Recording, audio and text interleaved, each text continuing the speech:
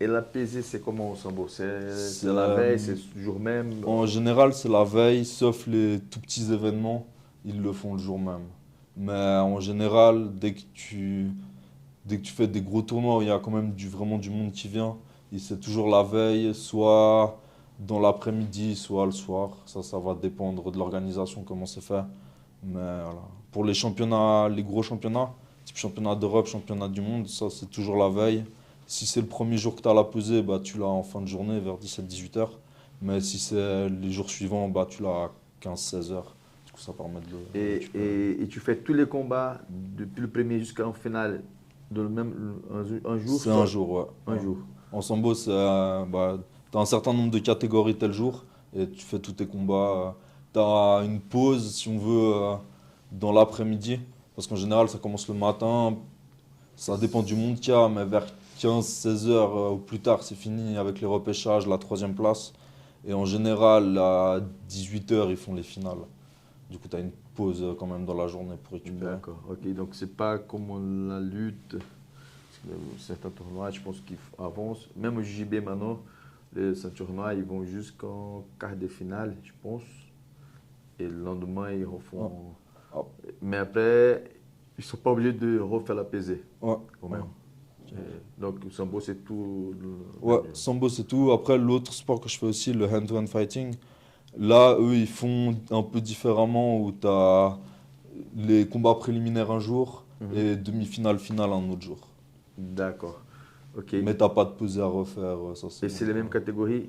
Non, là, je combats en moins 80 kilos.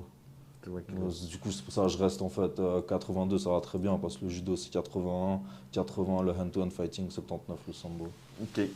Donc ça, c'est une question que je voulais te poser par Mm. rapport.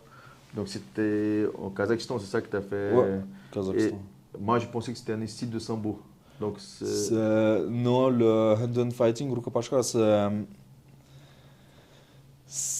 tu vas prendre des choses qui ressemblent au combat sambo, mais c'est beaucoup plus axé quand même sur le pied-point. Parce qu'en fait, au combat sambo, tu marques pas de points avec la frappe, sauf si tu fais tomber l'autre, tu le couches. Mhm. Tu vas pas marquer de points. Tandis que là, le hand-to-hand fighting, en fait, la frappe, elle te rapporte des points. Je te donne un coup au visage, c'est un point. Un coup au corps, c'est un point. Un coup de pied à la tête, c'est 2 points. Et du coup, ça, tu marques beaucoup de points. La projection, au sambo, elle va te valoir beaucoup de points. Au hand-to-hand fighting, c'est 1 ou 2 points maximum en projection. Du coup, ça change beaucoup. Et surtout, en fait, au hand-to-hand fighting, si on se saisit, au bout de 10 secondes, si on n'a pas réussi à se mettre par terre, l'arbitre il sépare et on recommence à Et ça distance. continue au sol. Ça continue au sol, mais pareil, au sol, tu as 20 secondes pour finir l'autre. Mais tu as, Soumission. le droit au grand impact aussi à la frappe au sol. Pas la frappe à la tête. Tu as le droit à frappe au corps, Ok. pas à la tête. Et tu as 20 secondes pour faire une soumission. Du coup, C'est assez vite. Ouais. faut être efficace, quoi.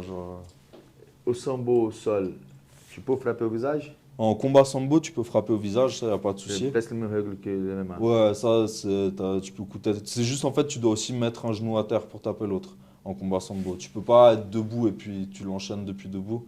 Tu dois mettre un genou par terre et puis là, tu peux aller taper, il n'y a pas de souci. Et en sambo, tu as 1 minute pour finir ta soumission. Quand tu l'as commencé, à partir par exemple du moment où je t'attrape le bras ou bien je commence l'étranglement, bah là, l'arbitre il va fermer le point comme ça et puis à partir de là, tu as 1 minute et tu peux finir. Mhm. Ok. Donc cette discipline-là, c'est quelle est l'origine de. Elle est slave aussi, enfin, c'est ex-URSS. Mais de ce que j'ai vu, c'est vraiment à la base un truc, je dirais vraiment militaire, police. Parce que par exemple là, au Kazakhstan, quand je suis allé en Ouzbékistan aussi pour ça, quand tu parles avec les gens, en fait, ils sont tous dans l'armée. Tous les combattants, en fait, ils sont militaires à la base.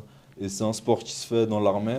Et il y a un type de compétition, ça, nous, on n'a pas participé parce que je ne comprends pas les règles. Mais ils font aussi un mode self-défense où ils font plus des katas, si tu veux. Genre, ils vont te montrer du désarmement, des choses comme ça. Ok. Mais c'est nouveau, ça vient vraiment Russie ex-URSS et c'est un sport qui a été développé pour l'armée et les polices. Et puis voilà, il y a beaucoup de tournois là-bas qui se font entre les différentes polices. Et la plupart des combattants, ils sont originaires de cette discipline ou plutôt des gars de sambo, d'autres disciplines aussi qui participent Alors, de là-bas, en tout cas les Ouzbeks et Kazakhs, ils sont originaires de cette discipline. Les Russes aussi, après, il y a pas mal de Russes qui font aussi combat sambo. Enfin, ça, c'est quand même assez similaire, ça se rapproche. Et il y en a après qui vont faire des transitions en MMA dès qu'ils arrivent à un certain niveau. Par contre, ceux Europe de l'Ouest, ou bien même là, j'y avais des Marocains avec moi, ils viennent de kickboxing, boxe thaï, enfin, en fait, les sports de percussion plutôt. Ok. T'as pas mal du karaté aussi, du kyuko. Genre, quand je suis allé en Roumanie au championnat d'Europe, c'était majoritairement il y a du karaté qui était là, quoi. Et t'as une médaille, Ouais, donc- j'ai fait en hand-to-hand fighting. Mhm. J'ai fait vice-champion d'Europe et troisième à la Coupe du Monde au Kazakhstan.